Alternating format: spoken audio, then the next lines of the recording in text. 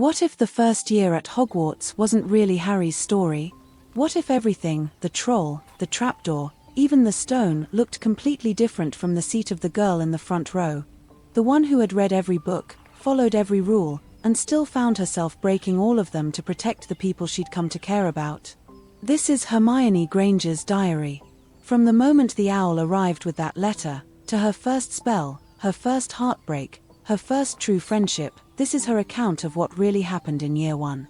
It's sharp, it's vulnerable, and it might just change how you see the entire story. If you're curious to know what Hogwarts looked like from the brightest witch of her age, you might want to stick around. Maybe even like the video. Maybe subscribe. No pressure. Let's begin. July 23rd, 1991, the most peculiar letter. Today started like any other. I had just finished reading the final chapters of A Brief History of Time again and was about to reorganize my desk when I heard a strange tapping at the window. At first I thought it was a bird caught in the screen or perhaps a bat. But when I opened the curtains I saw an owl. A real owl. Just sitting there as if it belonged on the window ledge. And in its beak it held a letter. A letter addressed to me. I stared at it for a moment. My name was written in green ink. Not printed. Written.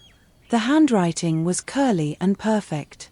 It said Miss Hermione Granger. The second bedroom. 23, Allen Crescent. I opened the window and the owl dropped the envelope into my hands and then flew off without waiting for a thank you or even a glance.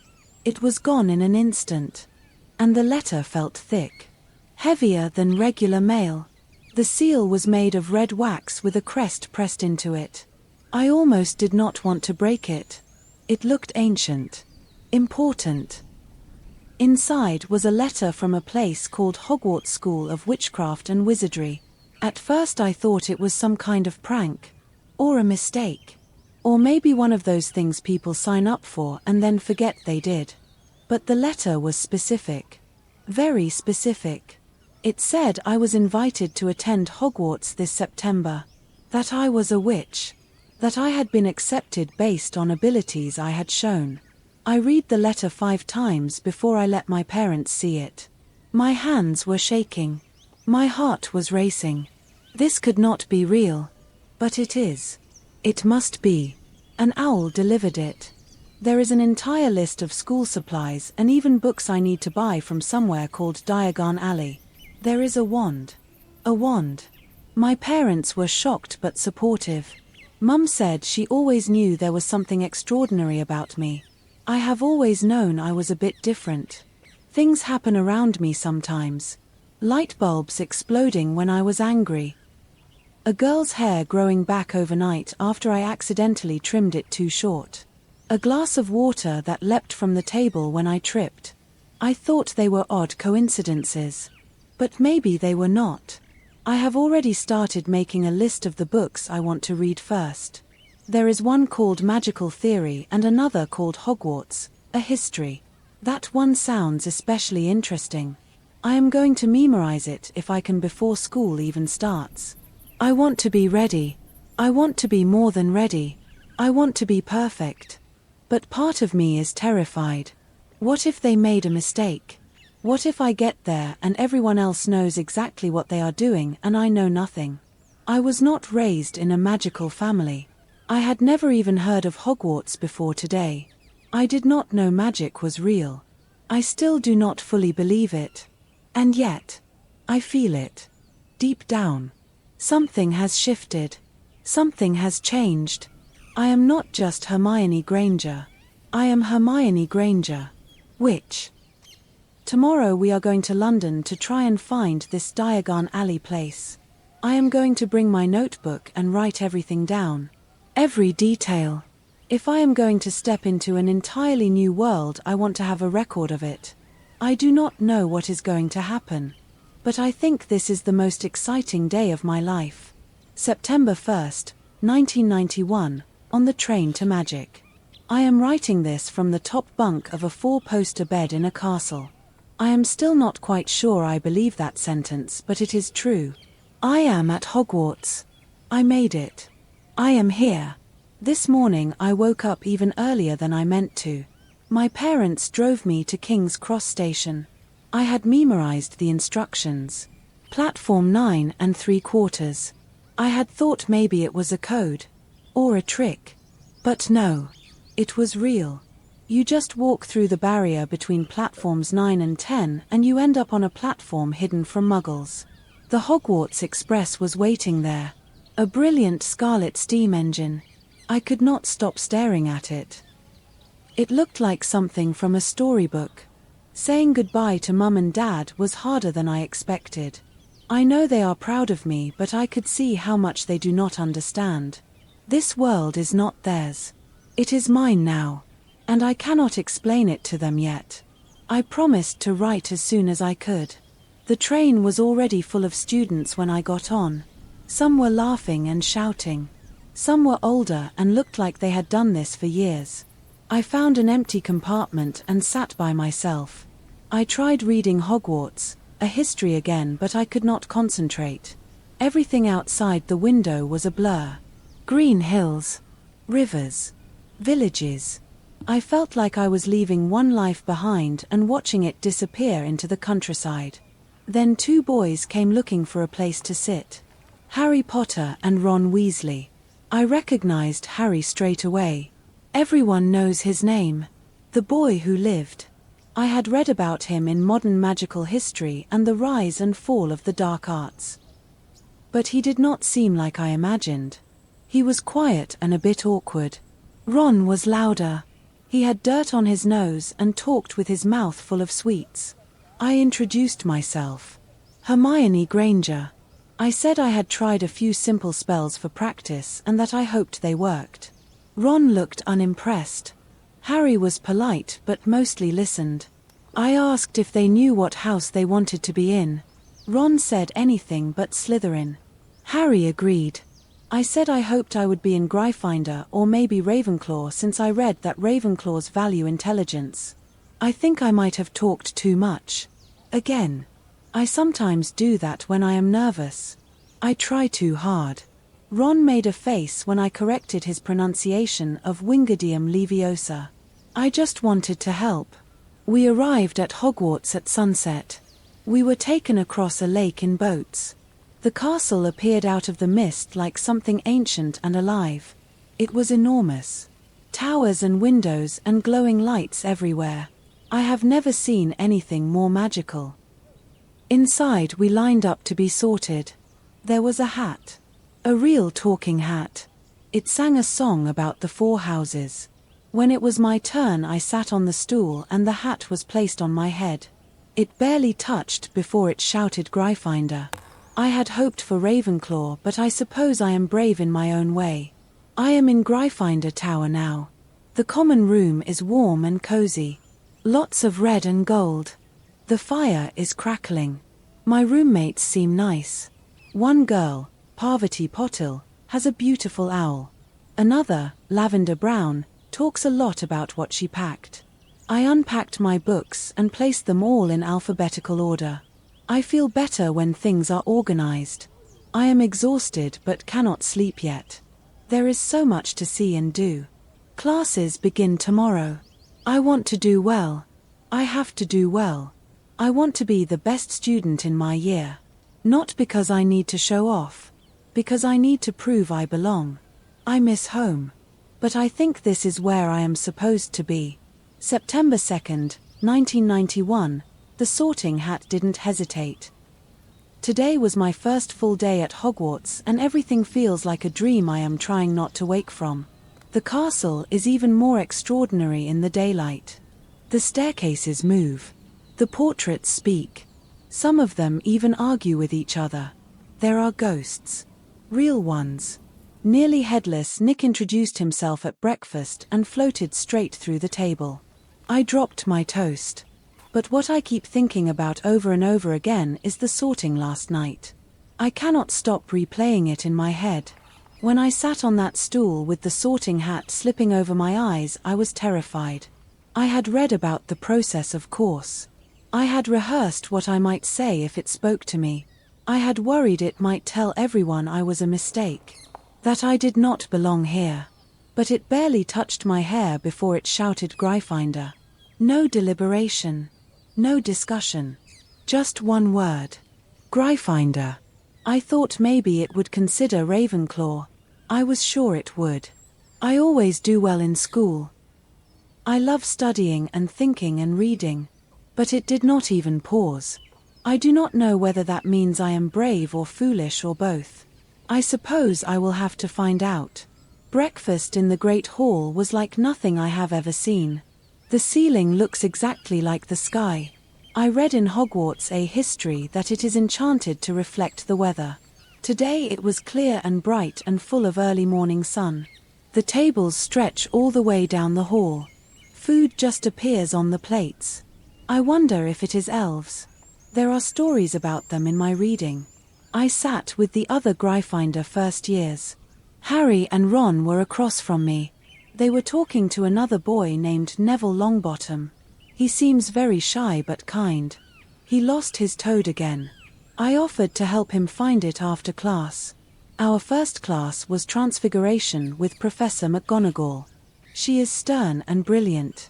She turned a desk into a pig and then back again with a flick of her wand. I was so focused I forgot to breathe. We tried to change a matchstick into a needle. Mine only went halfway, but that is better than most. I stayed after class to ask about the theoretical limitations of human transfiguration. She said that was not covered until third year. I planned to read ahead. After lunch we had History of Magic with Professor Binns. He is a ghost. He just floats through the board and starts lecturing without stopping. I took 9 pages of notes. I think I am the only one who stayed awake the whole time. I cannot believe the others are not more excited. We are learning real magic. There are so many corridors. I got lost once but pretended I meant to take the long way. I do not want anyone to think I do not know where I am going. I need to show them I am capable. Especially the other girls in my dorm. Parvati keeps giggling with Lavender and they keep glancing at me when they do. I do not know what that means. I hope it is not unkind. Tomorrow is Potions with Professor Snape. I have read ahead in the textbook and memorized the ingredients lists. I hope that will help. I want to impress him. I want to impress everyone. I know that is not the most Gryffindor thing to care about, but I do. I want to prove that a Muggle-born girl can be just as magical as anyone. Maybe even more. September 3rd, 1991, a schedule worth framing. This morning I woke up early again even though I barely slept. I kept going over yesterday's classes in my head trying to remember every word and every detail. I feel like I have to hold on to everything or it might slip away. I opened the curtains before anyone else in the dorm and looked out over the lake. The water was smooth and grey and mist was curling over it like smoke. At breakfast we were given our class schedules. Mine is beautiful. I wanted to frame it. Double periods of charms on Tuesday. Potions with the Slytherins on Wednesday. I felt my stomach twist at that. I have read about Slytherins. They are supposed to be cunning and ambitious and some say dangerous. I do not like to judge people before I meet them, but they have not exactly been welcoming so far. Our first class was Charms with Professor Flitwick. He is tiny. He had to stand on a stack of books to see over his desk, but he has an enormous presence. He squeaked when he called my name and I was first to attempt the basic wand technique. He told me my pronunciation was excellent. That made me glow inside even though I tried to act like it was nothing. We practiced the swish and flick movement and said Wingardium Leviosa. Most of the class struggled with it. I got a feather to twitch a little. Not levitate. Just twitch. But I think that counts. Ron made a joke about it not working because he was using the wrong kind of feather. I tried to correct his pronunciation. He did not take it well. After class I heard him whisper something to Harry. Something about me always showing off. I was not supposed to hear, but I did. I felt like I had been slapped. I do not understand why trying hard is considered annoying. I only wanted to help. I thought that is what we were here to do. Our next class was potions with Professor Snape. It was even worse than I imagined. He swept into the classroom like a shadow and started asking Harry questions immediately. Questions I knew the answers to. I raised my hand. He ignored me. I raised it again. Still nothing. Then when Harry did not answer, Snape turned on him like he had insulted his whole family. I do not know what Harry did to him, but Snape clearly hates him. He eventually called on me when I could not sit still any longer. I answered everything correctly. He sneered and said there was no need to show off. I felt my cheeks burn. I do not understand this place. Back home, when you knew the answers, people respected you. Here it feels like a weakness. Or worse, like arrogance. After class, I walked back to the common room alone. I did not want to talk to anyone. I tried to read for comfort, but the words swam on the page. I kept thinking about Ron's voice. That tone. That word. Show off. I do not want to show off. I just want to be good enough. I want to be more than good enough. I want to be the best. Because if I am not the best, then maybe I do not belong here after all. September 5th, 1991, I think I intimidated them. I am starting to think I made a mistake with how I introduced myself. Not with my name, of course, but with the way I talked about magic. I thought if I showed everyone how much I had read and how prepared I was, they would want to be my friend. I thought they would respect me. I thought they would admire me a little. But that is not what happened. Today in herbology we worked in pairs. I ended up next to Neville. He is sweet and always polite, but he trembles every time a professor speaks to him. I offered to guide him through the replanting instructions, but I think I came across as bossy. He kept nodding and saying yes even when I knew he had no idea what he was doing. I do not mean to take over. It just happens. When I know what to do, it feels wrong not to say it. Ron and Harry were working together across the table. I saw them glance at me once or twice. I tried not to notice, but I did. When the class ended, I gathered my notes and wiped dirt from my robes. I heard Ron mutter something as they walked past. I could not catch the full sentence, but I knew the tone. It was that same voice from the train. Disdainful. I wanted to say something, but what would I say? Please stop being mean to me. That would only make things worse. In defense against the dark arts, Professor Quirrell gave a confusing lecture about counter curses. His turban smelled strange. Garlic, I think.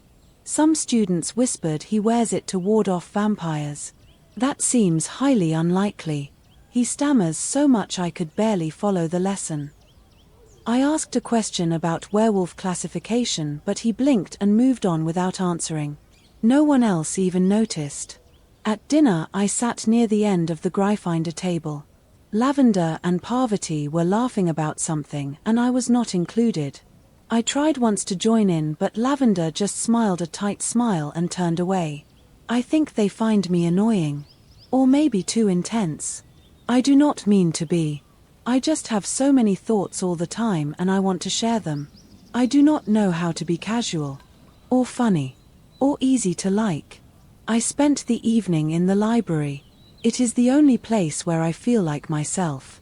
The rows of shelves are so high you have to crane your neck to read the top titles.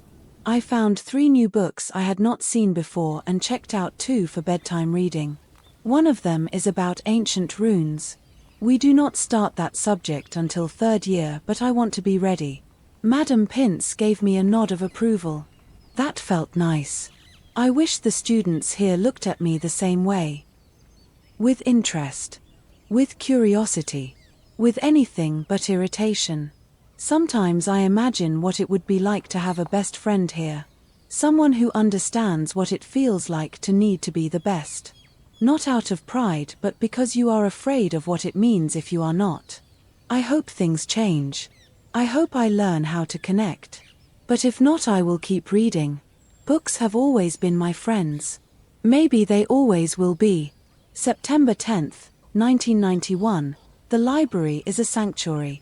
I have started spending more time in the library than anywhere else. Not just for studying, but because it is quiet, safe, predictable. The other students seem to leave me alone when I am behind a pile of books. I think they assume I like it that way. I am not sure if they are right. I know I should try harder to make friends, but every time I open my mouth I say something wrong. Something too precise or too eager or too serious. I cannot help it. I like knowing things. I like learning. That is why we are here. Or at least that is why I am here. But most of the students do not act like it. They talk and joke and break rules. They seem to think that being clever is boring. This morning before class I arrived at the library as soon as it opened.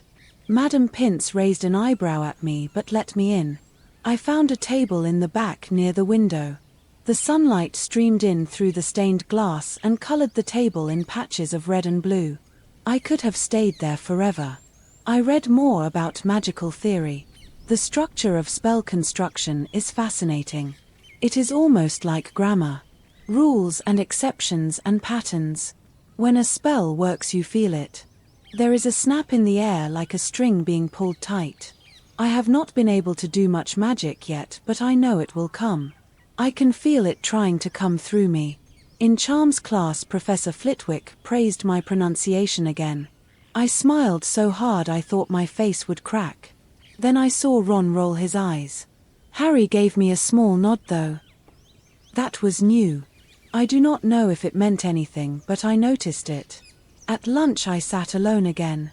I do not really mind anymore. I brought one of my books with me. The others think it is strange, but I feel better when I have something to focus on. Food here is wonderful anyway. The roast potatoes were crisp and buttery, and the pumpkin juice tastes better than orange juice. After classes, I returned to the library. I started a list of every book in the restricted section that I want to read someday. I know I cannot access them without a professor's note, but someday I will. I will read them all. Tonight in the common room everyone was playing Exploding Snap. I tried to watch, but I did not understand the rules. Parvati caught me looking and asked if I wanted to play. I said no thank you. I was afraid she did not really want me to say yes. I went back upstairs and opened Hogwarts A History for the 10th time. I wonder if there were other students like me in the past. Girls who were born to Muggle families. Girls who had to learn everything from the beginning. Girls who thought being smart was enough. I hope one day someone reads about me and feels less alone. Until then I have the library. October 12th, 1991. Ron's voice carries unfortunately. Today something happened that I am not sure I will ever forget. I wish I cowl. Ticing again with the levitation charm. Wingardium Leviosa. I had already gotten it right once, but I wanted to help others get it too. I offered a suggestion to Ron. He was doing it wrong. His wrist movement was clumsy and his pronunciation was off. I did not mean to embarrass him. I thought he would want to know. After class I stayed behind to organize my notes. I always do. I like to keep things neat. When I came into the hallway I heard Ron talking to Harry and Seamus. He said, and I quote, "She is a nightmare, honestly." Harry did not say anything. Neither did Seamus. They just let him say it. I did not cry. Not then. I walked past them as if I had not heard and went straight to the girls' bathroom on the 2nd floor. I locked myself in a stall and sat down, and then the tears came. Hot and fast. I was humiliated. I felt small and stupid and unwanted. I stayed in there for the rest of the day. I missed dinner. I missed astronomy. No one came to find me. No one noticed I was gone. Or if they did not care. I do not understand what I did wrong.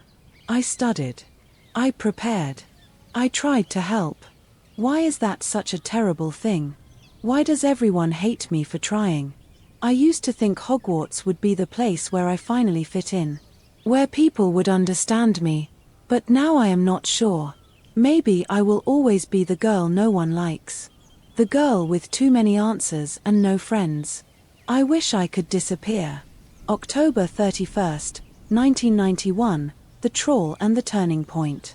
This morning I did not speak to anyone. I got dressed in silence. I went to class in silence. I answered questions when called on, but otherwise I said nothing. Not even in the library. Not even when I found 2 spelling errors in magical drafts and potions and wrote them down to send to the publisher someday. It has been days since Ron called me a nightmare. No one has apologized. No one has noticed I have not sat with them at meals. I am invisible now. Maybe that is better. At least if they do not look at me, they cannot laugh at me. I heard Lavender whisper to Parvati that I have been acting strange. I suppose hiding in the bathroom all afternoon and pretending not to exist does seem strange. But I do not care. I am tired of pretending I am not hurt. I am tired of pretending I do not want friends. Tonight was supposed to be the Halloween feast. I skipped it. I could not bear to sit near people who pretend I am not there. I went back to the girls' bathroom instead. Not my dormitory bathroom. The one on the 2nd floor. The same one I cried in after Ron's comment. It feels like my corner of the castle now. A forgotten place where I do not have to explain myself. I sat on the floor near the sinks and read. I had brought the theory of modern spellcasting with me. I was rereading the section on emotion-infused incantations. The irony did not escape me. I had just finished a page when I heard the noise. A heavy thud. Followed by another. Louder this time. I froze. The ground seemed to vibrate beneath me. Then came the screaming. Distant at first. Then echoing down the corridors. I shoved my book into my satchel and stood up just as the bathroom door burst open. And there it was. A mountain of grey flesh. Dull eyes. A club the size of a tree trunk dragging behind it.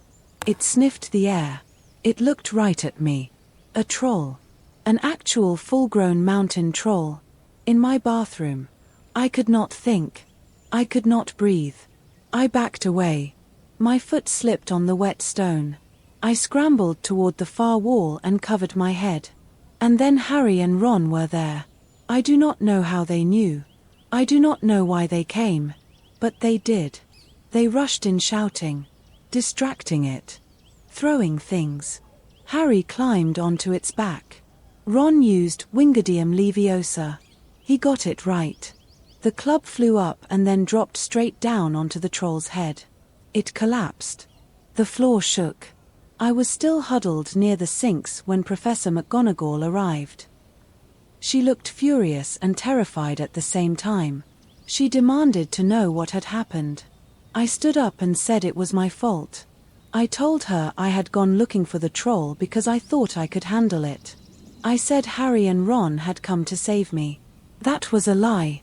But it was a good lie. A necessary lie.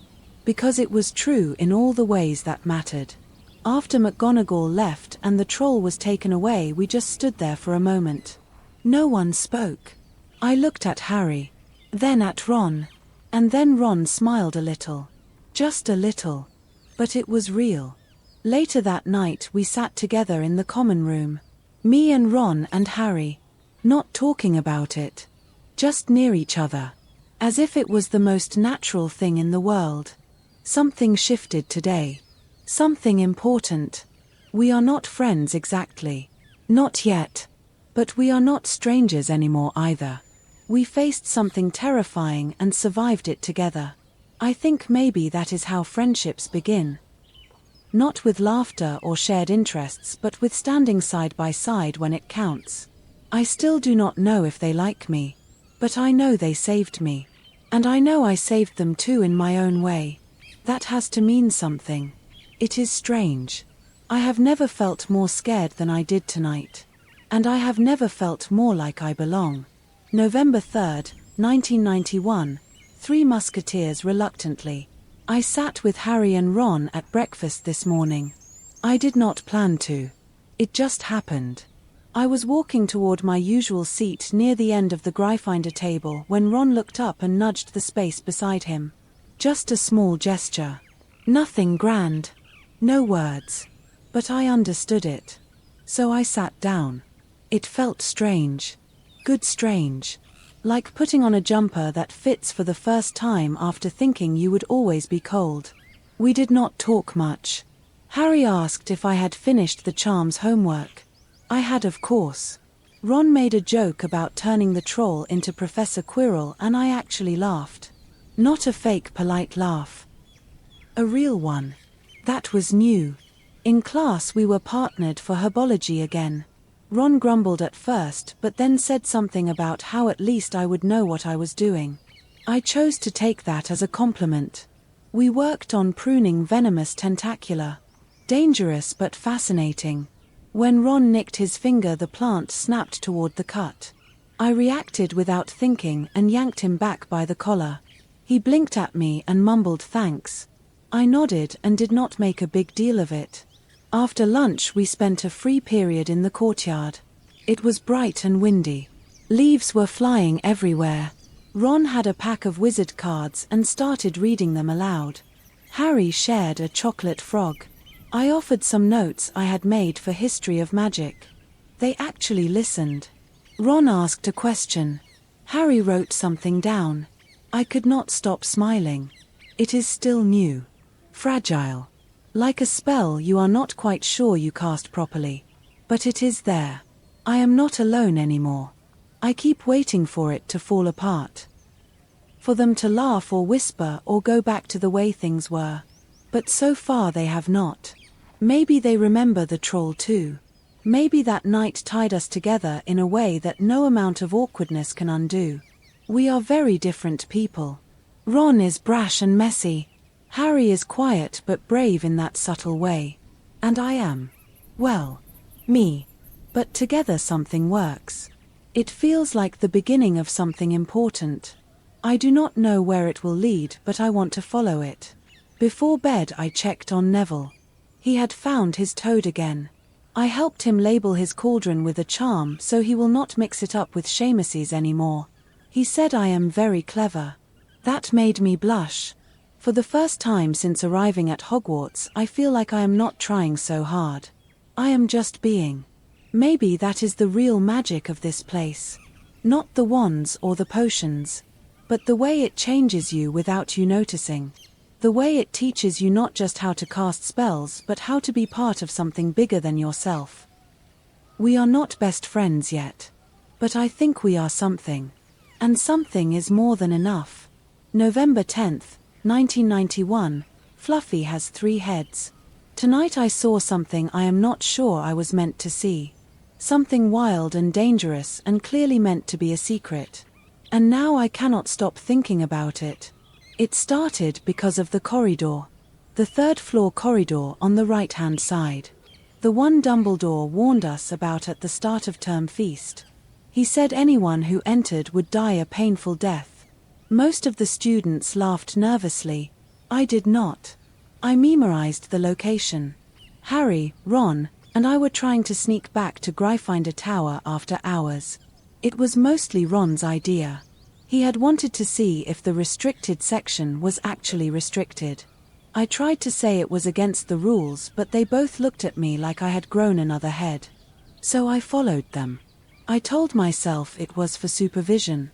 Someone had to make sure they did not do anything reckless. We were caught by Filch. Of course we were. That man moves like a shadow and always seems to appear when you least expect it. We bolted. Up one staircase. Then another. The castle moves under your feet when you are not paying attention. We took a wrong turn.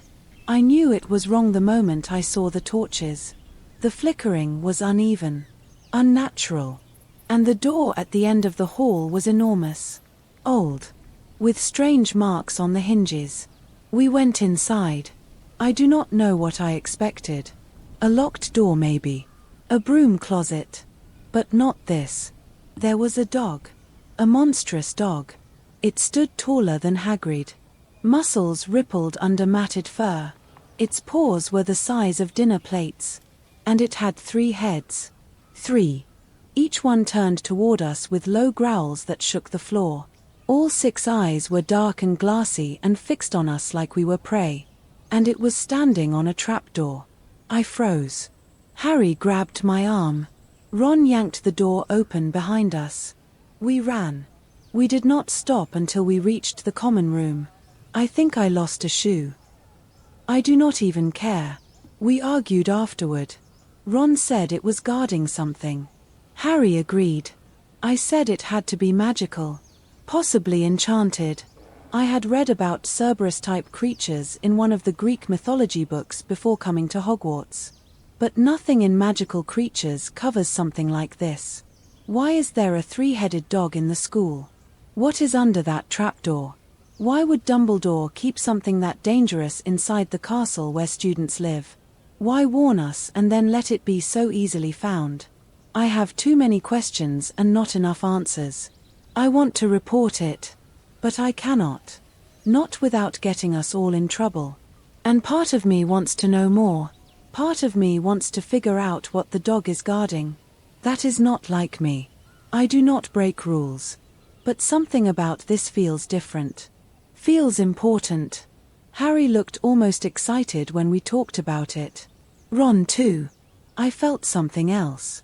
Fear. But also curiosity. That trapdoor is the beginning of something. I can feel it. Tomorrow I am going to the library again. There must be something there. Some clue. I need to understand. Because if something is hidden at Hogwarts behind a creature like that, then it is not just dangerous. It is meant to be found. Or protected. Or both. And I want to know which. November 15th, 1991. Flying feathers and flying rumors. Today we finally managed the levitation charm properly in charms class. And by we I mostly mean Ron. Though to be fair I think I might have helped a bit. He would never admit it, but I know he was watching me when I practiced. And I know he tried my exact wrist movement when he finally got his feather off the table. He shouted when it rose and knocked his ink bottle over in the process. Professor Flitwick clapped and told him well done. I did not say anything. I just smiled and let him have his moment. It feels strange to hold back like that. Not because I want attention. Not anymore. But because I am used to correcting people. I have to remind myself that sometimes letting someone figure something out for themselves is more valuable than giving them the answer. That is not something books ever teach you. The rest of the day felt rushed. Everyone was talking about the upcoming Quidditch match. Gryffindor versus Slytherin. Apparently it is a very big deal. I do not fully understand the rules yet. I have read about them, of course. The quaffle. The bludgers. The golden snitch. But the idea of flying that fast while trying not to fall to your death still seems incredibly reckless. And a bit thrilling. Harry is going to be playing. He has been training quietly in the evenings, but I have seen the bruises. He is good. Really good. Better than most second years from what I overheard Fred and George saying. I am nervous for him. During lunch I caught a bit of a conversation between Draco Malfoy and his two shadows Crabbe and Goyle. Malfoy was saying Harry was going to fall off his broom. That he would make sure of it. I wanted to storm over and say something, but I stayed quiet. That is the second time this week I have bitten my tongue. I am trying. Ron thinks we should keep watching the third-floor corridor. He says Hagrid let something slip about the dog being his. That he called it Fluffy. I do not know which is more absurd. That the dog has a name or that Hagrid thinks something that size is manageable. We have started to talk more about what could be hidden beneath that trapdoor. Harry is convinced it is something important. I agree. But we do not know what. Not yet. I think if I can find the right book I might be able to piece it together. Something about enchantments. Guarding spells. I know I have seen it before. After dinner I went back to the common room and sat with Harry and Ron by the fire. We did not do much. Just talked. About spells. About Fluffy. About Quidditch. I did not realize how much I missed having people to talk to about things that matter. Or even things that do not. We are still learning how to be around each other. I know I can be too much. And Ron can be too sharp. And Harry sometimes disappears into his own thoughts. But when we are together, it feels like something fits. Like puzzle pieces that were scattered and are slowly coming together. Tonight before bed, Ron said something strange. He said maybe I should try out for the team too, since I am good at everything else. He grinned when he said it. I rolled my eyes. But it felt like a compliment. Maybe I am learning more than spells here. Maybe I am learning how to be with people too. How to listen. How to wait. How to belong. ChatGPT said. December 1st, 1991, Nicholas Flamel. Where have I heard that? I hate it when I know something but I cannot remember where I saw it. The name Nicholas Flamel has been circling in my head all day. It came up while we were talking about the dog again. The three of us were in the library this afternoon, sitting near the charms section. Harry mentioned that Hagrid had said something about whoever the dog was guarding something for. Someone. Dumbledore. And then Ron said he heard Dumbledore was working with a famous alchemist. That was when the name came into my mind. Nicholas Flamel. It is so familiar. I know I have read it. I just cannot place the page. We started looking in the library, but we did not find anything useful. Not yet. Most of the books in the open shelves talk about magical history or theory or charms and transfiguration. Nothing about alchemy. Nothing about Flamel. I even checked the index of Hogwarts A history. Nothing. That was frustrating. That book usually has everything. Harry said he would try to ask Hagrid more directly next time we visit him. Ron is still more interested in theories than books. He makes wild guesses and half of them are ridiculous, but occasionally he stumbles on something that sounds possible. I think he has better instincts than he realizes. But I cannot rely on guesses. I need facts. Sources. Proof. The mystery is starting to get under my skin. There is something being protected. Something behind that trapdoor. It must be magical. Powerful. And secret. The more I think about it, the more I believe it has to be an object. A magical object. One that someone might try to steal. That is why there are enchantments and creatures guarding it. That is why it is hidden in a school. It is the last place anyone would look. Except we did look. And now we cannot stop. I borrowed 5 more books from the library tonight. One of them is about historical figures in magical science. Another covers advanced potions theory. I will start with the one on magical achievements through the ages. If Flamel really is an alchemist, he would have done something famous. Something important. Meanwhile, Harry is preparing for the Quidditch match next weekend. He tries to act like he is not nervous, but I can see it. He is quiet again.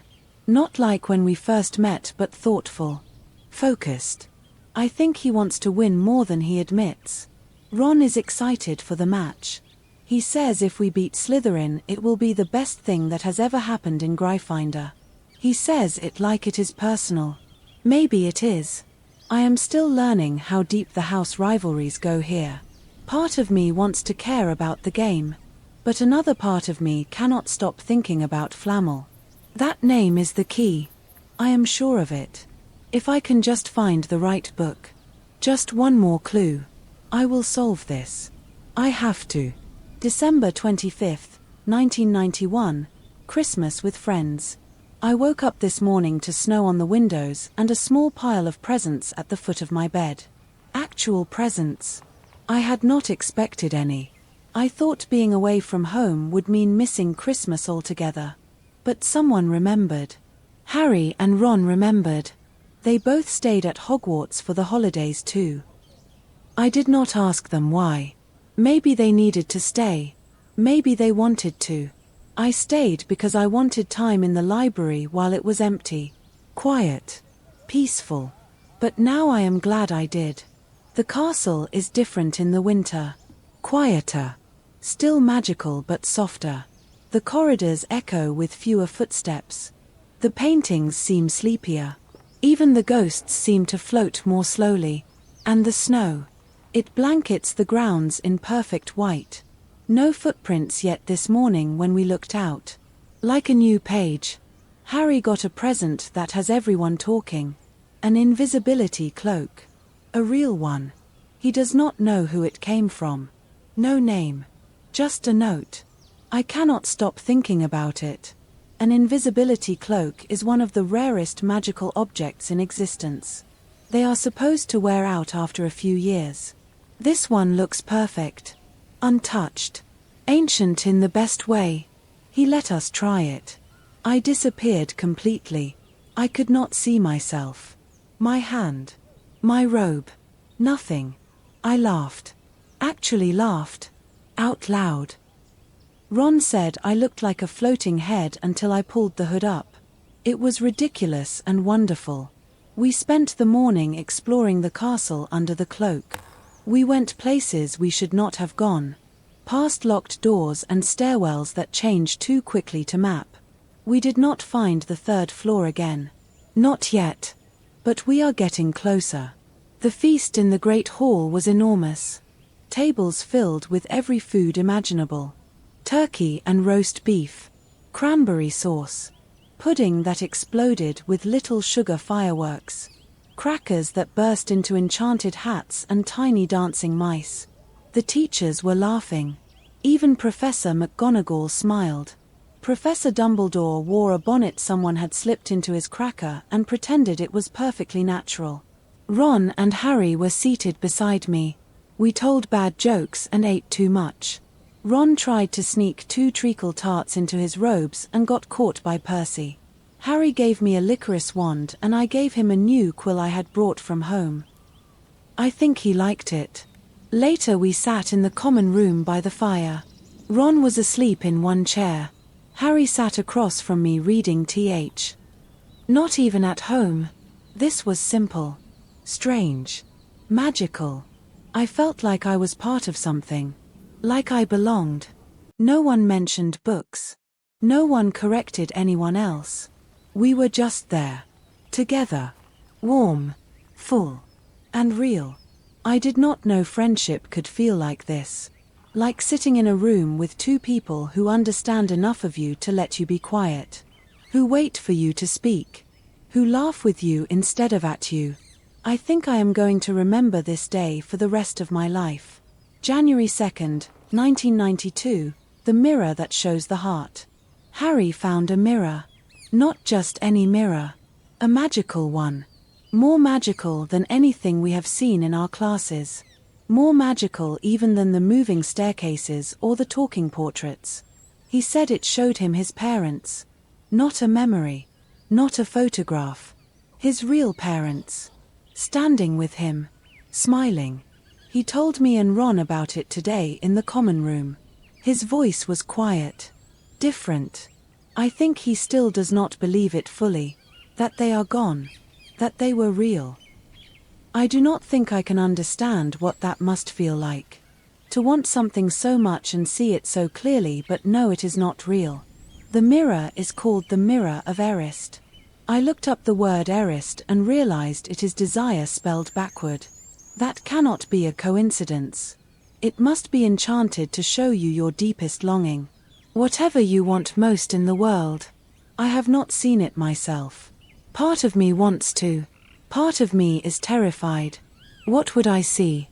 I used to think I would see myself being top of the class. Being head girl. Winning every academic prize. But now I am not so sure. Maybe I would see myself surrounded by people who truly like me. Maybe I would see Mum and Dad smiling as I became something more than a girl with books. Maybe I would see myself not needing to be perfect all the time. Ron says he saw himself as Quidditch captain. Holding the house cup. Covered in glory. That sounds exactly like Ron. He wants so badly to be seen. To be known for something. Anything. I understand that now more than I did before. We do not know who made the mirror or why it is hidden.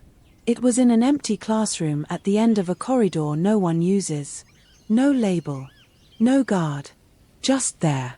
Waiting. Harry went back to it again and again over the break. I think he needed it. Needed to see their faces. Needed to believe he is part of something more than just a name in a story. I wanted to tell him that he is. That he is more than just the boy who lived. But I did not. Some things are too big for words. Eventually the mirror was moved. We think Dumbledore knew Harry had found it. Maybe he moved it to keep him safe. Maybe the mirror itself is dangerous. When you see only what you want most, you might forget to see what is real. Classes start again tomorrow. I am almost glad. I need something to focus on. I have been thinking too much lately. About the trapdoor.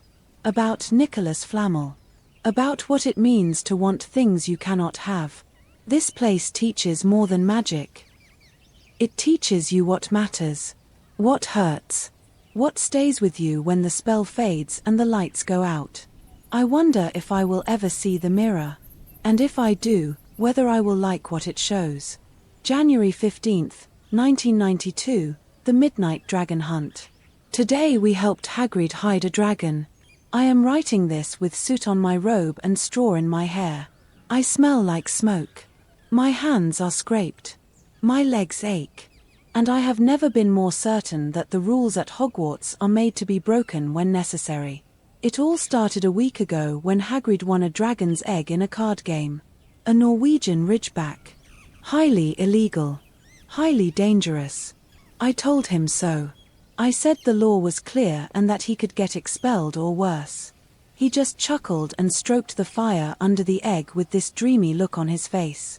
He called it beautiful. Said he had always wanted a dragon since he was a boy. The egg hatched yesterday. We were there when it happened. It cracked open slowly. Steam rose from the shell. And then out came Norbert. Tiny. Ugly. And breathing smoke. Hagrid was beside himself with joy. He wrapped it in blankets and cooed to it like it was a kitten. Meanwhile Norbert bit Ron on the hand. Ron's finger swelled up so badly we had to go to Madame Pomfrey. We told her he had been bitten by a dog. She narrowed her eyes but said nothing. I think she knows more than she lets on. Tonight we decided something had to be done. The dragon was growing too fast. It was already the size of a Labrador. Hagrid could barely feed it. Norbert had scorched 3 of his shirts and eaten half a kettle. The hut smelled like burnt socks and old meat. And the screeching. It was constant. Loud enough to echo through the trees. Harry wrote to his brother Charlie in Romania. Charlie works with dragons. He said he would take Norbert. Arrange for some friends to come and pick him up. But it had to be secret. Quiet. After hours. So tonight we carried Norbert up the tallest tower at Hogwarts. The astronomy tower. We wrapped him in blankets and stuffed him in a crate. He hissed and spit and nearly set my sleeve on fire. I was terrified someone would hear. That Filch would catch us. That Professor McGonagall would give us detention until we were 50. But we made it. We passed Mrs. Norris once. I grabbed Harry's arm and we ducked into a broom cupboard. Ron hit his head. I whispered a freezing charm just in case she smelled us. I do not know if it helped. Maybe it did. She kept walking. When we got to the tower, Charlie's friends were already waiting. 4 of them. Strong. Quiet. They worked quickly. Attached ropes. Secured the crate. One of them winked at me and said I was brave for a first year. I did not know what to say to that. And then Norbert was gone. Lifted into the night sky. His wings flapped once inside the crate and the whole thing jerked, but the ropes held. We watched until he disappeared into the clouds. Hagrid cried. I think he understood it was the right thing, but that did not make it easier. He waved as they flew away and then turned back toward his hut without a word. The 3 of us stood there in silence for a long time. The wind whipped around the tower. The stars were sharp and bright. I had never felt so far from the world below. And then we realized we had forgotten something. The invisibility cloak. We left it on the tower. We ran back down the stairs, but it was too late. Filch was waiting. His lantern light shone like a curse. He did not even speak. Just turned and started walking. We followed in silence. I do not know what will happen next. If we will be punished. If we will lose points. If Dumbledore will be told. I do not even care. Because tonight we did something important. Not for ourselves. Not for a grade or a prize. But because someone we care about needed help. Because it was the right thing. I have spent most of my life following rules. I still believe in them. But tonight I learned that sometimes friendship means breaking them. Not recklessly. Not thoughtlessly. But bravely. For the first time I feel like a true Gryffindor.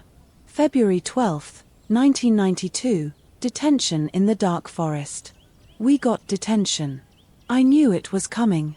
After leaving the invisibility cloak behind and getting caught by Filch on the tower, there was no way we would escape punishment. Professor McGonagall was furious. She said she expected better from Harry and Ron. She looked at me like I had broken some unspoken contract. Like I was supposed to know better. I suppose I was. We lost 50 points each from Gryffindor. 150 in total. I could barely lift my head in the common room for days afterward. Everyone was angry. People glared at us. Whispered behind our backs. Even the portraits scowled. I tried to explain to some of them that we were helping Hagrid, that we had done the right thing, but no one wanted to hear it. Then came the detention. We were told to meet Filch at the entrance hall at 11 o'clock. It was already dark by then and cold. The kind of cold that makes your teeth ache. Filch looked delighted. He told us we would be going into the Forbidden Forest. At first I thought he was joking. The Forbidden Forest is exactly what its name suggests. Forbidden. And dangerous. We have been told not to enter it. Not even during the day.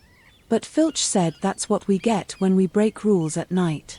That if we wanted to act like heroes, then we would have to deal with what heroes face. Hagrid met us at the edge of the forest. He had Fang with him.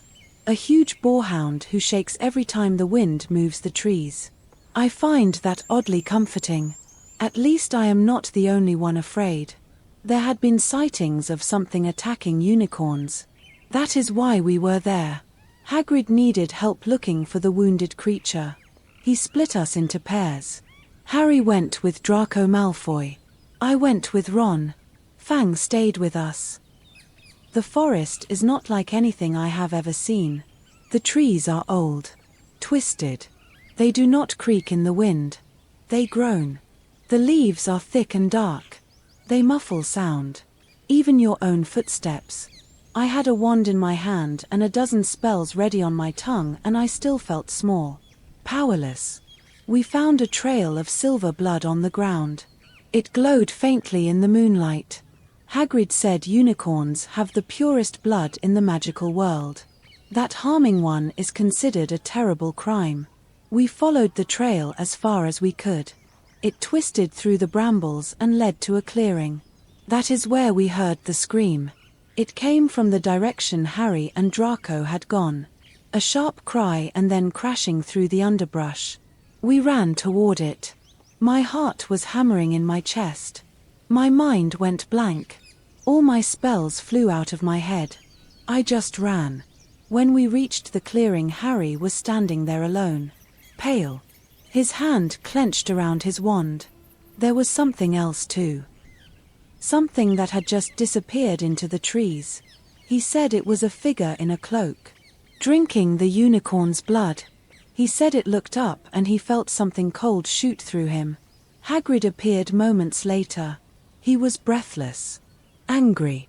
Afraid. He said nothing like that should be in the forest. That if it is who he thinks it is, then we are all in danger. We walked back in silence. Back in the common room, Ron and I sat with Harry while he told the story again. I watched his face carefully. He was not making it up. Something happened to him. Something that changed him. I do not know what to think. I know we are first years and this is supposed to be a place for learning and growing and spells and exams. But something is happening here. Something darker. Something hidden beneath the surface.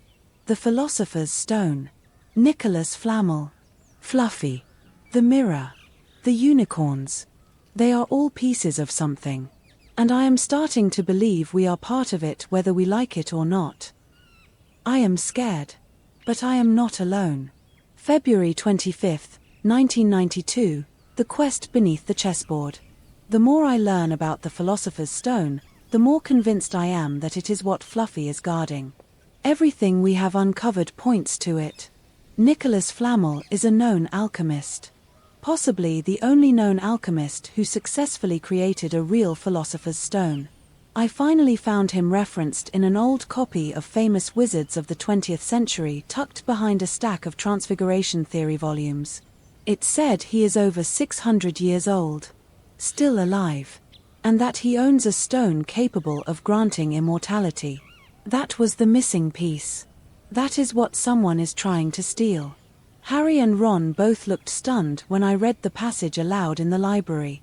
I had copied it word for word into my notebook. They stared at the page as if the letters might rearrange themselves. Ron said it sounded like something out of a fairy tale. Harry just said it made too much sense. We spent hours today in the library again. I pulled every book I could find on magical enchantments used for guarding precious items. There were references to protective puzzles, transfigured creatures, enchanted fire, and even logic traps. I took notes on all of them. My fingers are sore from writing. Then Ron mentioned something that made everything snap together. He said that if the stone really is that powerful, Dumbledore would never leave it under a trapdoor with just a dog to guard it. There would be more. Layers. Magical obstacles. And then he said something that caught in my mind like a splinter. He said, what if one of them is wizard's chess? At first I dismissed it. It seemed silly. A game. But then I remembered what Professor McGonagall said in class. That chess teaches control. Planning. Anticipation. All the qualities needed to outthink a dark wizard. What if wizard's chess was not a game anymore? What if it was real? Life-sized. Dangerous. And what if we had to play it to get through? Ron is already good at chess. The best in our year. He plays almost every evening. Always wins. I asked him if he thought he could win a real match. Not on a board but in a room. With enchanted pieces. He looked unsure. Then he said he would try. Harry has been quieter lately. He listens more than he talks. I think everything that happened in the forest is weighing on him. He tries to act normal, but I see the way his eyes search the hallways. The way he watches Snape during meals. The way he touches his scar when he thinks no one is looking. We are all changing. This school year started with books and spells and eagerness. And now we are sneaking around the castle, solving puzzles, watching shadows. It is both thrilling and terrifying. I want to know more. But I am also afraid of what that knowledge will cost us. Tonight I sat by the fire and copied out my notes again. Everything we know. Every clue.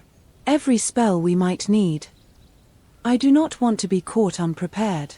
I think something is going to happen soon. I can feel it in the way people speak. In the silence between questions in class. In the way Dumbledore looks at Harry. Something is building. We will need all our strengths. Harry's bravery. Ron's strategy. And my knowledge. I used to think books were the most powerful things in the world. Now I know they are only powerful when used at the right moment. Paired with action. Paired with courage. I still believe in rules. In order. In preparation. But I also believe we were meant to find this mystery. We were meant to stop whoever is trying to steal that stone. I just hope we are not too late. ChatGPT said. March 8, 1992, Flamel revealed. We finally found him. Nicholas Flamel. Not a rumor. Not a guess. A real person. A real wizard. Everything makes sense now. It happened in the most ridiculous way. After all the hours we spent searching through complicated reference books, after all my carefully alphabetized notes, it was Ron who found him. In a chocolate frog card. A chocolate frog card. Harry had gotten one after dinner. We were sitting by the fire in the common room. I was rereading my notes for potions. Ron was playing with the cards again, showing off how many he had collected. He read aloud from Dumbledore's card, mostly to annoy me. And then he said the words that made everything fall into place. Albus Dumbledore is particularly famous for his work on alchemy with his partner, Nicholas Flamel. I dropped my book. I could not believe I had missed it. The answer had been with us the whole time. In a wrapper. On a card meant for children. And yet there it was. Proof that Dumbledore and Flamel are connected. Proof that the stone is real. And that it is here. At Hogwarts. We ran straight to the library. I knew which book to check. I had seen Flamel's name once before but had dismissed it because there was no context. But now we had a lead. It was Great Wizarding Achievements of the 20th Century. The entry was brief but clear. Nicholas Flamel, born in 1327. Alchemist. Creator of the Philosopher's Stone. The stone produces the elixir of life. Grants immortality. The only known stone in existence. There is no doubt anymore. That is what Fluffy is guarding. That is what someone is trying to steal. That is why Snape is acting so strangely. That is what Hagrid is protecting. That is why Dumbledore is being so quiet. The stone is here. We told Hagrid. We thought maybe if he knew how serious it was, he would tell us more. He looked flustered. Uncomfortable. Said we shouldn't worry about it. Said it was safe. But the way he said it made me nervous. He would not meet our eyes. And he slipped again. Mentioned more than Fluffy protecting it. That there were enchantments from other professors. That means the dog is just the beginning. There are other layers. Magical traps. Challenges. Safeguards. All designed to protect something the world is not supposed to touch. We are close. I can feel it. I made another list tonight.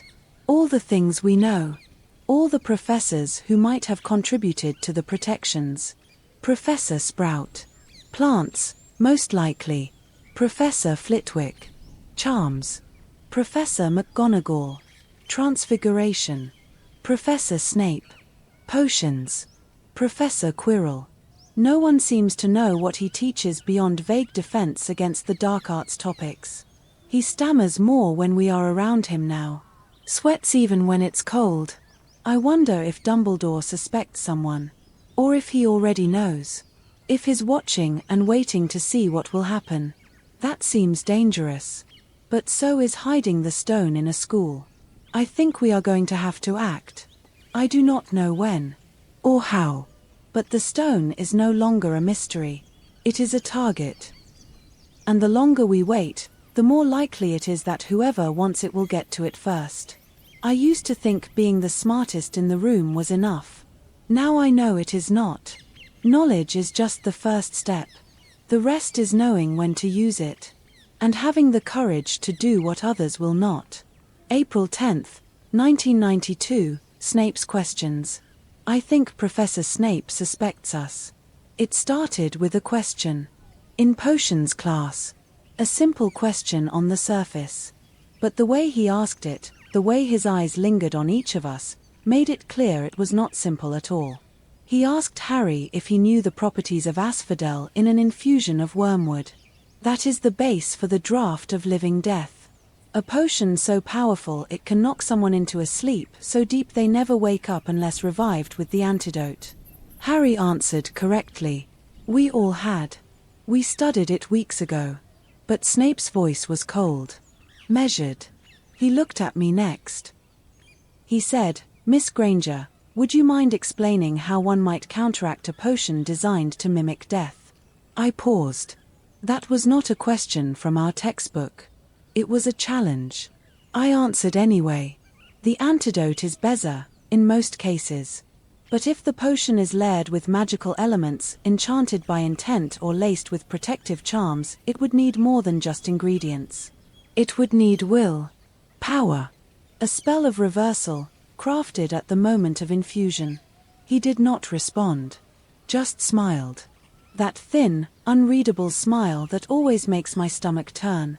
Then he returned to his lecture without another word. After class, Harry said I looked like I was about to duel him. I told him I felt like I already had. Snape is watching us. I am sure of it now. Every time we whisper, every time we huddle in the library, every time we walk past him in the hallway, his eyes follow. I wonder if he knows what we know, or if he only suspects we know something. Either way, it is too dangerous to pretend anymore. We have started using Harry's cloak more often. At night, mostly. To sneak past the third-floor corridor. The trapdoor is still guarded by Fluffy, but there are times when we think someone has been there. The dust shifts. The paw print. But that something about this whole situation feels like we are supposed to be involved. I want to believe that is true. That this is fate or destiny or something else poetic and heroic. But I think it is just that we care more than anyone else does. We also know more than we should. We know the stone is real. We know someone is after it. And we know Snape is involved. I want to be sure. I need to be sure. I cannot accuse a professor without proof. But all the signs are there. He was limping after the night of the troll. He always appears when something happens. And Quidditch. That first match, Harry's broom was cursed. I was there. I saw it. I stopped it. I think Snape was trying to kill him. Ron says it could have been anyone. That we are seeing danger where there is none. But Harry believes it too. And if Harry believes it, I trust him. Tonight I'm going to write out a new timeline. Everything we've seen. Everything we know. Try to make sense of it again. I cannot let emotion cloud logic. That's the first rule of any investigation. But still, there's something in Snape's eyes when he looks at Harry. It's not just dislike. It's something else. Deeper. Sharper. I cannot explain it. But I know it when I see it. I do not know how long we have before someone makes their move. But I know we need to be ready when they do. May 3rd, 1992, Letters from the Stone. Everything is falling into place. Every clue. Every whispered conversation. Every look exchanged between professors when they think we are not watching. The picture is clearer now than it has ever been. And it is terrifying. This morning I found an old letter tucked into the back of a dusty volume in the restricted section. I wasn't supposed to be there. We were under the cloak. The book was Magical Manuscripts of the Late Renaissance, a book so old it flaked when I turned the pages. But in the back, hidden between the final index and the cover binding, there was a letter. A real one. Not a reproduction. The parchment was yellowed and the ink had faded, but I could still make out the signature.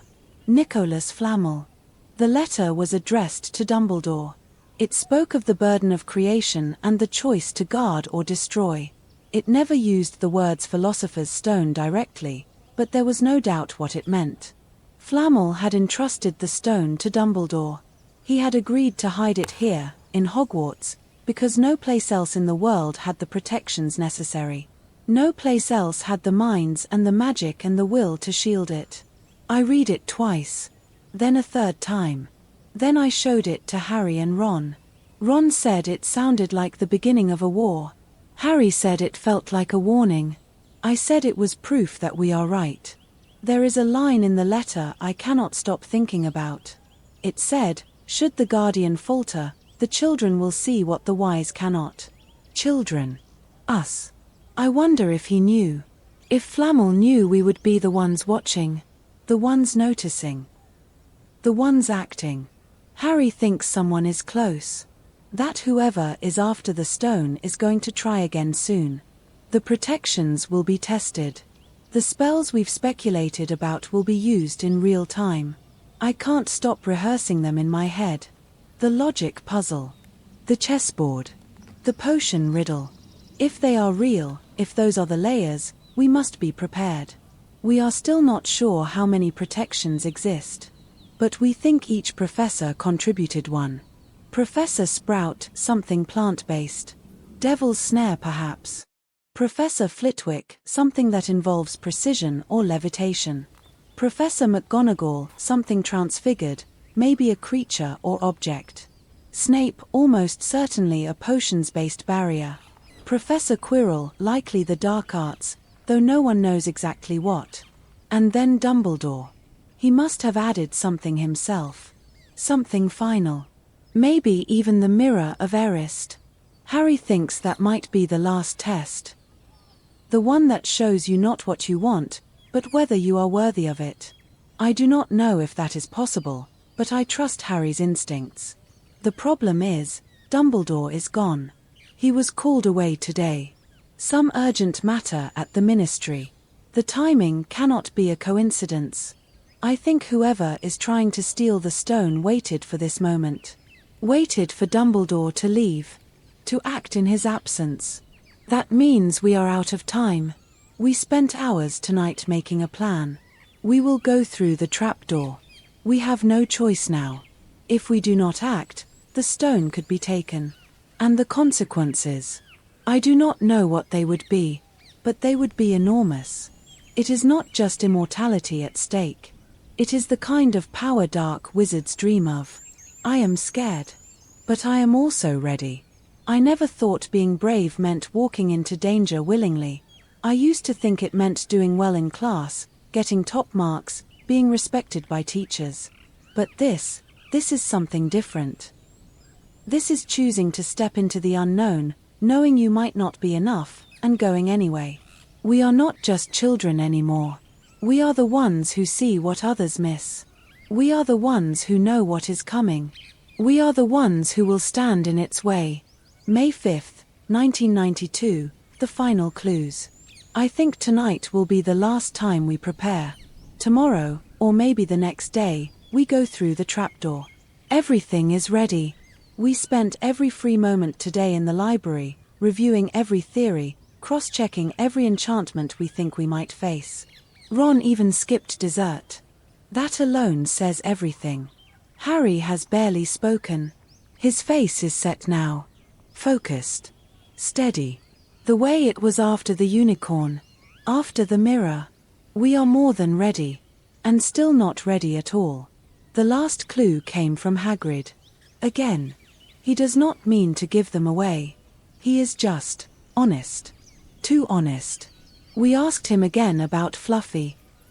I pretended I was curious about three-headed creature behavior and how the minds of the heads might compete or coordinate. I think that made it sound scholarly enough for him not to notice what we were really after. He said Fluffy's heads are only a problem if you try to get past him. That's when he said it. You've got to play him music. That's all. Just a bit of music and he falls right to sleep. Harry and I locked eyes. I nearly dropped my quill. That's it. That's the first test. Music. So simple. So perfect. We do not even need to enchant anything. Ron suggested a flute. I found one in the music room on the second floor and charmed it to play on its own if needed. It only knows one tune, but that will be enough. We hope. We are going tonight. There is no more time. Dumbledore is still away. We heard from Professor McGonagall that he won't return until tomorrow evening. That gives whoever is behind this a window. One night. One chance. And if we are right, they are going to take it. We will be there first. The three of us have packed what we need. Harry has the cloak. I have my notes. Ron has his chess set. He says he wants to look at it before we go in, as if it will help him remember something crucial. I told him he will do fine. He always underestimates himself. I am afraid. Truly afraid. Not in the shallow way I used to be. Not like being afraid of failing an exam or being scolded by a teacher. This fear is deeper. It lives in my chest. My breath feels tight. My fingers keep shaking when I try to cast even simple spells. But I know this is right. Harry said something earlier that I cannot stop thinking about. He said, if we don't do this, who will? He is right. No one else knows what we know. No one else has seen what we have seen. We are the ones who found Flamel, who learned the truth, who watched the signs. We are not doing this for fame, or house points, or even pride. We are doing this because it must be done, because if someone gets the stone, they could live forever. Or worse, bring someone back who should never return. I used to think courage meant fearlessness. But now I think courage is feeling fear and going anyway. Choosing to act when every voice in your head says run. That is what we are choosing. If this is the last time I write in this diary, I want to remember that. I want to remember the three of us, sitting by the fire, knowing we are about to face something none of us can fully imagine, and deciding to go anyway. Together. May 29th, 1992, through the trapdoor. It is done. We went through the trapdoor. We faced everything. We survived. Barely. It feels impossible to write it all down. My hands are still trembling. My robes are burned. My throat is raw. I have never been so scared. I have never been so proud. It started just after midnight. The common room was silent. The fire had gone out. We slipped under the cloak and moved as quietly as we could through the castle. Every creak of the floor felt louder than thunder. Every shifting portrait made me flinch. But no one saw us. No one stopped us. When we reached the third-floor corridor, Fluffy was there. Huge. Snarling. 3 sets of teeth gleaming in the moonlight. But we were ready. I pulled out the flute and played. It worked. The music drifted across the stone floor and Fluffy's eyes began to droop. One head, then another, then the last. His breathing slowed. The snarling stopped. And then he was asleep. We stepped past him carefully. Very carefully. Then we opened the trapdoor. Ron went first. It felt like falling forever, but we landed on something soft. Devil's snare. I recognized it immediately. It began tightening around us the moment we stopped moving. I shouted for Harry and Ron to stop struggling. I remembered from class that it hates light. I lit my wand. Lumos Solum. The vines recoiled. The plant dropped us like toys. That was the first time I felt real hope. If the rest of the protections were like this, maybe we could make it. The next room held flying keys. They shimmered in the air like silver dragonflies, each one darting and swooping above a locked door. There were hundreds of them. Harry mounted the broom immediately. I do not know how he did it so calmly. He moved like he was made for the air. Watching him dodge between the keys was like watching a painting come to life. He caught the right one. We opened the door. Next was the chessboard. This was Ron's moment. The room was a massive board. Life-sized. Enchanted pieces stood waiting. The only way through was to play. And win. Ron stepped forward and took control like he was born to do it. He told us where to move. What to do. Which pieces to sacrifice. It was brilliant. And then, right at the end, he knew one of us had to fall. He mounted the knight. I told him not to. Begged him. But he said it had to be him. That Harry needed to go forward.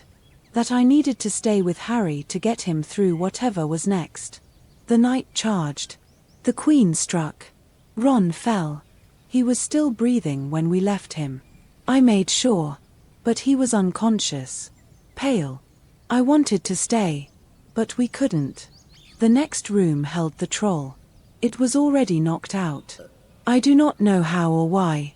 Maybe someone had come through before us. Maybe the protections were breaking down. We didn't wait to find out. Then came the potions. There were 7 bottles. A riddle on a scroll. One potion would let you go forward. One would take you back. The rest were poison or harmless. This was my test. I read the riddle aloud. Thought it through. Counted. Measured. Applied logic. I found the right one. I told Harry to go. That I would go back to Ron and get help. That he had to finish it. He looked at me for a long moment. Then nodded. He took the potion. And went through the fire. I ran. I found Ron. Tried to wake him. He groaned. He was alive. That was enough. I used the cloak and started back through the rooms, stumbling half-blind, clutching Ron's robes and praying I would not find Harry dead at the end. I did not. He is alive. He is in the hospital wing now. Sleeping. Safe. He faced Professor Quirrell. It was not Snape. It was never Snape. It was Quirrell all along. Harry says Quirrell was trying to get the stone. That he was working for someone else. Someone worse. Voldemort. The name sits like ice on my tongue. I have never written it before. I am writing it now because I want this record to be complete. I want to remember the truth. Harry stopped him. The stone is gone now. Dumbledore says it has been destroyed. That Flamel agreed. That it is better this way. I think he is right. We did it. 3 first years. We solved the puzzle. Faced the trials. Saved the stone. I do not know what happens next. But I know this. I am not the girl I was when I stepped off the train. I am braver. Stronger. And I am not alone. June 4th, 1992, he chose to stay. Harry woke up yesterday. He's still pale, and his voice is a bit hoarse, but he's awake. The first thing he asked about was the stone. The second was about Ron. Typical. Always thinking of others before himself. Ron is fine too. A few bruises, a headache, and a lot of dramatic storytelling. He keeps repeating the chess match to anyone who will listen. He's added a few extra flourishes each time. Now the queen is apparently the size of a small house. I don't mind. He deserves to be proud. He was brilliant. We all were. I visited Harry in the hospital wing first thing this morning. Madame Pomfrey had only just let us in. The whole school has been buzzing. No one knows the full story, but the rumors are growing by the hour. Some say Harry single-handedly fought off a group of dark wizards. Others say he defeated a basilisk with his bare hands. I don't correct them. Not yet. When I sat by his bed, he smiled. Just a little. And then he said, "I'm glad you made it back." I didn't know what to say to that. We talked for a while. He told us everything. About Quirrell. About the mirror. About how Voldemort, yes, he said the name again, had been living in Quirrell, using him, feeding off him. The Mirror of Erised was the final test. The one Dumbledore created. It only gave the stone to someone who wanted to find it but not use it. That's why Harry got it. I watched him closely as he spoke. He was calm. Not empty. Not distant. Just different. As if he had crossed some invisible line. He's seen more than a child should see. Faced more than most wizards ever do. And he chose to stay. He had the stone in his hand. He could have run. He could have hidden. But he stood his ground. That's what makes him who he is. After we left the hospital wing, I walked to the edge of the lake by myself. The water was smooth and still. The sky reflected on its surface like a spell. I sat on the grass and took out my notes. Not to study. Just to look.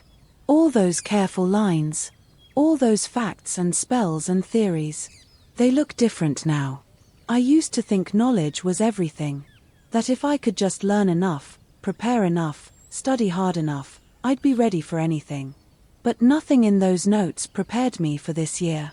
Nothing warned me about friendship. Or sacrifice.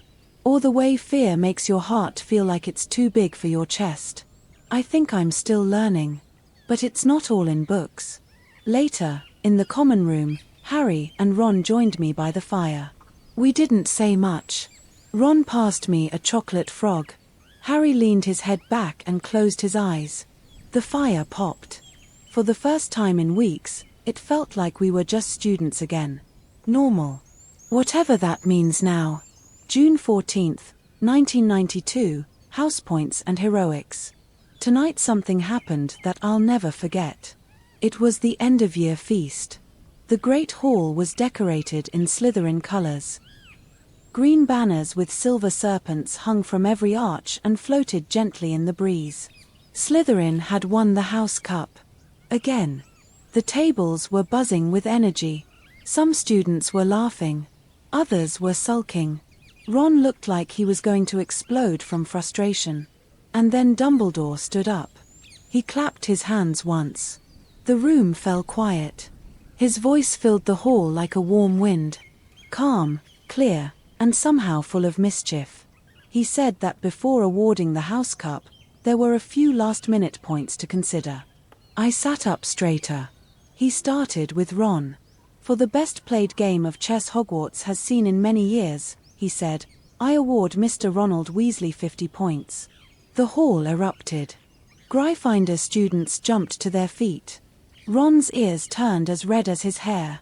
He looked like he couldn't decide whether to laugh or hide under the table. Then he turned to me. To Miss Hermione Granger, he said, for the use of cool logic in the face of fire, I award 50 points. My breath caught. I didn't know what to do. Everyone was cheering. I just nodded, frozen in place. I felt warm. Seen. Like everything I had ever done, every fact I had memorized, every rule I had bent, every fear I had pushed through had led to that moment. Then he turned to Harry. He looked at him for a long moment. And then he said, to Mr. Harry Potter, for pure nerve and outstanding courage, I award 60 points. Gryffindor exploded. 60 points. That put us tied with Slytherin. The banners flickered. A hush fell over the hall. And then Dumbledore smiled again. There are all kinds of bravery, he said softly. It takes a great deal of courage to stand up to our enemies, but just as much to stand up to our friends. I therefore award 10 points to Neville Longbottom. Neville. Sweet, quiet Neville who had tried to stop us from going out that night. Neville who had stood trembling in the common room doorway with his fists clenched. Neville who had wanted so badly to do the right thing. Dumbledore saw him. The banners changed in an instant. Red and gold. Lions roaring across the walls. The Gryffindor table screamed. People were hugging, jumping, pounding on the wood. Fred and George lifted Neville into the air. Harry looked stunned. Ron was speechless. And I cried. Just a little. Not because we won. Because we mattered. We weren't supposed to be the ones who saved the stone. We weren't supposed to understand any of it. We were just first years. But we saw what others didn't. We acted when others hesitated. And we did it together. I never cared much about house points. Not really. But this was different. It wasn't about numbers. It was about recognition. It was about Dumbledore standing there and saying, I see you. Tonight, we celebrated. We laughed. We danced in the corridors. I even let Ron win at a game of chess. Just once. Tomorrow we begin packing. But tonight, we are heroes. June 20th, 1992, packing up. I've packed my trunk. The robes are folded. The books are stacked. My wand is wrapped in velvet and placed right at the top where I can reach it easily. I labeled everything again. Just in case. Part of me doesn't want to leave. The other part is exhausted and ready for summer. The common room is quieter now. Most of the older students have already gone home. The fire is low, and the portraits are sleepy. Crookshanks is curled at my feet. No, that's not right. I haven't met Crookshanks yet. I almost wrote it out of habit. Strange how much the future feels close sometimes. Harry and Ron just went upstairs. We stayed up late talking. Not about the stone or the mirror or Voldemort. Not even about the house cup. Just silly things. Food we missed. Jokes we didn't understand the first time.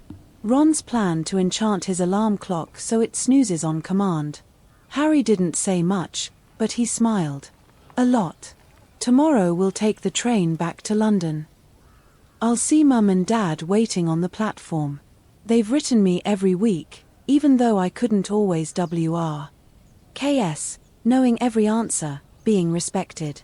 But none of that helped me when we stood in front of the chessboard or watched Ron fall or heard the trolls roar echo through the bathroom. What helped me were two boys who chose to see me. Even when I corrected them. Even when I talked too much. Even when I was scared. They chose to stand with me. And I chose to stand with them. That's what I'll carry home. Not just books or spells or house points. But the certainty that I'm not alone. That I belong. I'm still Hermione Granger. Still a girl who loves rules and books and getting things right. But now I know that courage isn't always loud. Sometimes it's quiet. Sometimes it looks like trust. Like loyalty. Like walking through fire with someone you believe in. And sometimes it's just staying. Even when it's hard. Especially when it's hard. Tomorrow I leave Hogwarts for the first time since I arrived. But it already feels like home. And I know, deep down, that I'll be back. This is only the beginning. June 21st, 1992, one last entry. The train is pulling away from the station now. I can still see the castle in the distance, a silhouette of towers against the grey sky. The windows are glowing, even though it's midday. It always looks like that, like it's alive. Like it's watching you go. This will be my last entry for this year. I thought yesterday was the end, but this morning felt like a beginning too, and I needed to write. To gather everything before I go home and try to be ordinary again. I sat in the window seat of the train while Ron and Harry argued about Bertie Bott's every flavor beans. I watched the trees blur by and tried to understand how everything that happened this year could fit inside my head, let alone a diary. It feels impossible that the girl who arrived at platform 9 3/4 11 months ago is the same one sitting here now. She was nervous, eager, proud, and very, very lonely. She thought everything would be fine if she just had the right answers. If she could prove herself. If she could be the best. She was wrong. This year taught me that knowing things matters, but not more than kindness. Not more than bravery. Not more than standing beside someone when they need you. I learned that sometimes you have to step into danger, even when it terrifies you. That books can't always save you, but friends can. I learned how to cast spells. Real ones. I learned how to fly on a broom, even if I still hate it. I learned that trolls are real, that Fluffy likes music, and that some potions can only be solved by logic. I learned about friendship. About sacrifice. About trust. I also learned that the wizarding world is more complicated than I thought. That not every professor is what they seem. That the rules aren't always right. That darkness exists even in the brightest places. And that some names still carry fear. Voldemort. We're not safe just because he disappeared again. I don't believe that anymore.